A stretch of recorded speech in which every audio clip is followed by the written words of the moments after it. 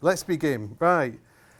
So, the title of my talk is What is a Diagram? And firstly, I should perhaps begin with an apology, because I suppose what I'm going to say, there's going to be many gaps in it, there's going to be many flaws in it, but it's an attempt to share with you the thinking I've been doing on and around diagrams over the last kind of couple of years, you know what I mean? Because I've been, welcome. Okay, we're in. So yeah, I've been thinking about diagrams for quite some time, and I thought it would be a nice opportunity to share some of those thoughts about diagrams with you all. And because I've been thinking so much about diagrams, like I've begun to conceptualize this presentation as a diagrammatic performance, do you know what I mean, of diagramming, right? If that makes sense to you. So the dictionary I'm a big fan of the dictionary definition, and I've been thinking about the dictionary definition as a sort of diagrammatic form, in the sense that a dictionary definition requires words to describe the words, and in doing so it creates like a kind of nodal network of associations. So even the dictionary definition could be considered diagrammatic. And come in. And according to the Oxford English Dictionary, the definition states a figure composed of lines serving to illustrate a definition or statement or aid the proof of a proposition. And I'm really kind of interested in what a line is, right? So the thing I'm thinking is, does that line have to be visible, or could it be invisible? And the idea that we are kind of any sort of engagement with the line, be that visible or not visible, is kind of diagrammatic. This is an interesting one. It says here, an illustrated figure without representing the exact approach of an object, the shape and relationships of its various parts, a set of lines, marks or tracings, an action or a process. So diagrams can be an action, which I kind of quite like. So the Oxford English Dictionary traces the etymology of the word to diagramma, which says that which is marked out by lines, a geometrical figure, written list, register, the gamut or scale in music. And I was particularly excited about the idea that it could be a written list, because I really quite enjoy lists, and I'll show you some in a minute. It also could be derived from the Greek word diagraph, which is to mark out by lines, draw out or write in a register, where dia is through and across, or graphene is to write. And this is kind of for me, I was excited by this, because for me now the diagram becomes a kind of typographic operation, because it's all about writing. It's about, is a diagram any form of inscription, be that a line in the sand or on paper, or even a conceptual connection? So what is it to write? And the idea that through writing, through the activity of writing, we form diagrams. And for me, it feels a very kind of ancient sort of, innately human activity. I was also excited to find out that it's both a noun and a verb. It's both a thing and an action. And when I started sort of reading all the literature, it seems the diagram is weird, because it seems to occupy simultaneously two states. For example, it's both an abstraction of information, equally a representation of information, which seems to be kind of, I don't know, interesting. It's both an image to be read or seen, it's an image to be seen or a text to be read, and it's kind of fused together. It's both a process and a product of the process. So it's quite sort of cyclical. It both is an explanation and a depiction. And then I started getting really excited about these words I was finding. So I started collecting a few of them. So, for example, it has been described as reductive, but equally it could be generative. It's both seen as emancipatory or oppressive. It's both static or dynamic. So it seems to sort of have this sort of dance. It dances between these sort of states and statuses.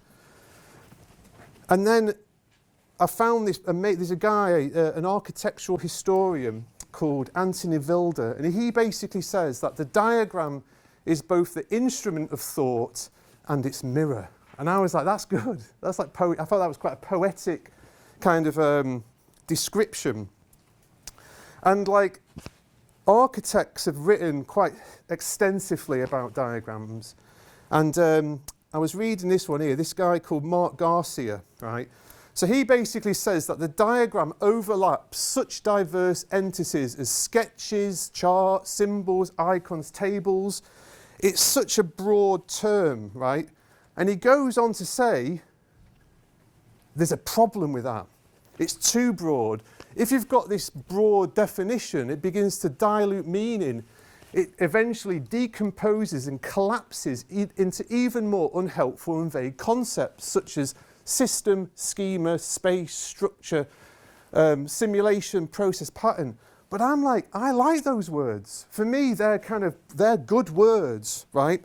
So what I've been doing is, as I've been like reading all the literature, I've been collecting these words, right?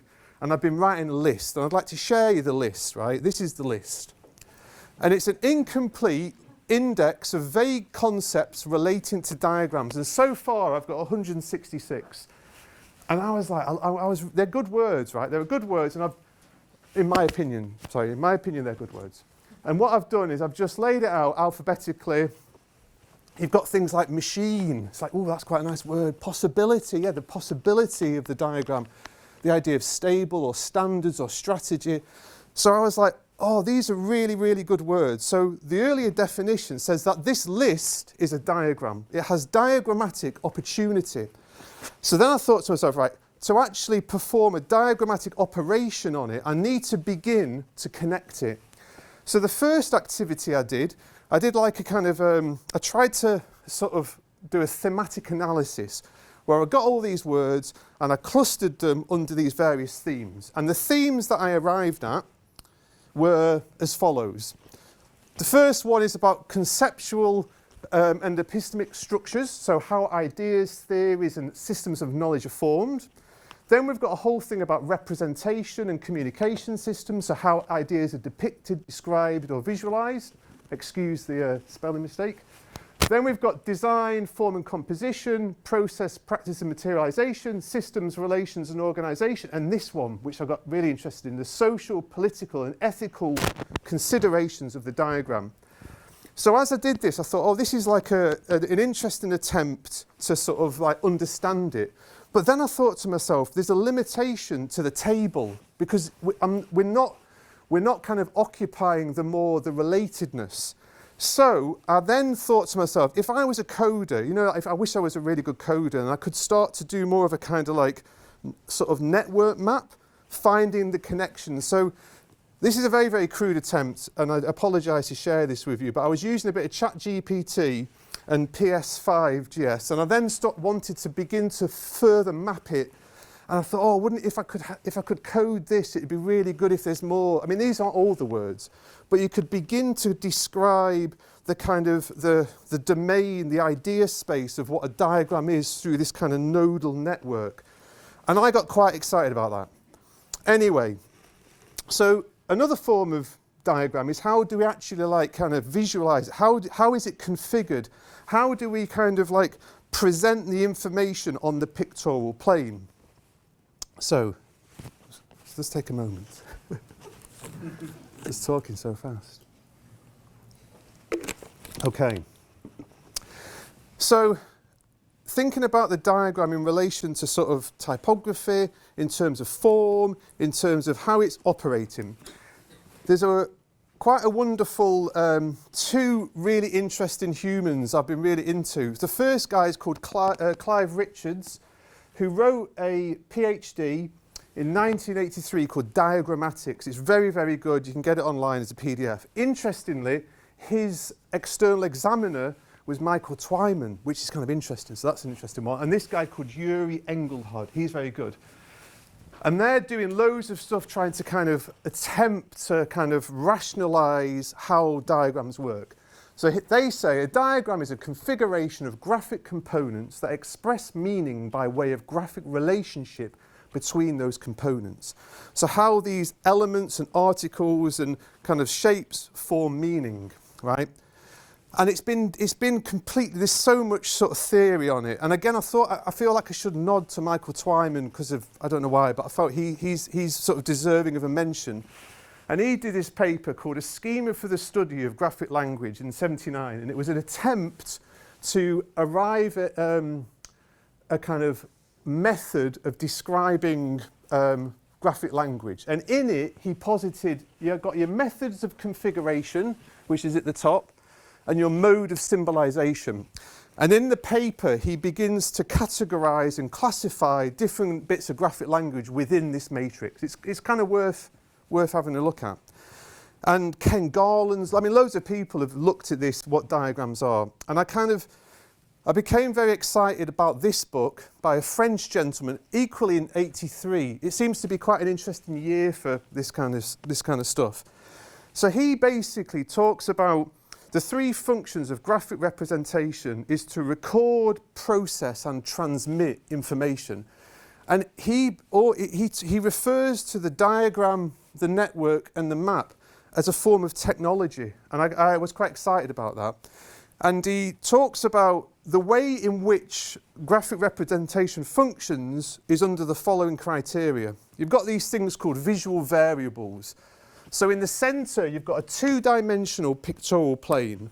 And then in it, you can play with size, value, texture, color, orientation, shape to present data and information within the space. And I can't help but be reminded of Cole Gerstner's work, or Emil Ruder, or Armin Hoffman, who also kind of explored the kind of the rules and the systems through which we can present information. This one is really, I got so excited about this, but the reason why I got excited, check out the title. A meta-taxonomy for diagram research. What's not to love about that title? So this is, and again, it's Mr. Engelhard and another interesting guy called Blackwell, right? So this diagram, it's not very beautiful, right? But it's rich. So what they're saying, you've got 9 diagrams of, 9 aspects of diagrams and diagram use. So this bit here is points 1 to 6, which is about the representation and how the representation of diagrams. And it's really nice because it lists all of these authors who have been thinking about these areas. So we've got the basic graphic vocabulary, the pictorial illustration. We've got this guy, Burton's happening here. We're referencing the work of Twyman. So it's all about trying to understand how does the diagram work visually, right? But then what made me really excited is it activates context. So it says, right, you've got the diagram, right? You have the diagram, but what about the human, the user? What about that person? How are they interacting with the diagram? So they're kind of zooming out and providing context for the diagram. They think about the social context. And I got really excited about that because I feel as though we can be very preoccupied about how the thing looks. We can think about relationships, we can think about the thing on the page, right? But then in a way, through doing that, we're kind of missing, we need to sort of zoom out and we need to start to sort of like give it some context, right? So when we think about it, so all those diagrams I've showed you are asserting some authority. And I've never been very good with authority. And I think it's important to sort of challenge it. So when I show you a diagram, can you argue with it? You know what I mean? Or do we just accept it as the truth? Anyway, so we should challenge them. We should question them. We should even redraw them. We should redraw the diagram. And I came across this paper by Sam McBean, and she wrote The Feminist Diagrams. In it, she says, Diagrams are not neutral objects that express a relation, rather they shape relations and knowledge. And I was like, that's good, but check out what she then says. Diagrams are sites of power. And I was like, yes, they are. And we need to think about the power of the diagram. Whose power? Who's excluded? Who's included? And begin to kind of like critically question and examine the diagram, right? So it brought to mind this wonderful diagram by the conceptual artist Mark Lombardi in 1999, right? So he was using the diagram of authority to question authority. So this diagram is crazy because it maps the financial relationships between the Bush family and the Bin Laden family and all of the financial weirdnesses. So by using diagrams as this kind of legitimate form of authority to question authority, I just thought it was quite a beautiful kind of power switch. And it kind of, when I was reading the feminist diagrams, it talks a lot about Donna Haraway, and then she talks a lot about this informatics of domination. And there's this new book out, and I really recommend it. But in it, it says, undeniably, charts, tables, diagrams of too easily supported, strengthened, oppressive power structures and colonialist epistemologies of classification and ordering. And when you can't argue with it. They are exactly the tools of that. And so I'm just going to handle the water. Talking too fast. So I was like, yes, I agree. And then I came across this, and I was like, yes, please. So Crawford and Kate Crawford and Vladin Joliet, they are like, I'm really into what they're doing. So they did the anatomy of an AI system, an amazing map. But their new thing they've done is called Calculating Empires, a genealogy of technology and power since 1500, right? So they talk about this idea. You've got the Cartesian map, the Venn diagram, the network diagram, the flow chart, the bar chart, the line organizational chart, and the Gantt chart. And they say that these diagrammatic representations are forms of organizing information which embed a political structure.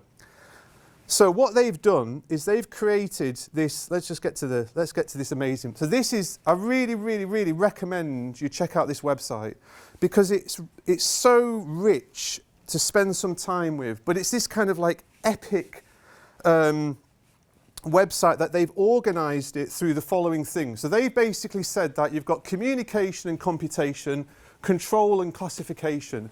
And within each of these, they have basically given a history of what this, but they've visualized it. They've used the diagrammatic method to expose power, that reclaiming it, and it's really good. And it's massive. It's really big. So this is right. So just I've got 3 more slides. So when you sort of look into these diagrams, you very closely get into the realms of Deleuze, and it's quite exciting, right? I got quite excited about it. And I was attempting to read his book on Foucault, who's equally interested in diagrams and architecture and the prison. Anyway, in it, he says, every diagram is a spatio-temporal multiplicity. And I was like, fuck, what does that mean? But I've spent some time thinking about it, and I really agree.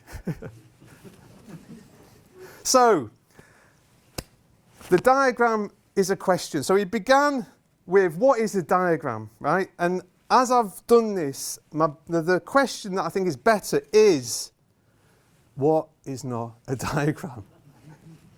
Thank you very much.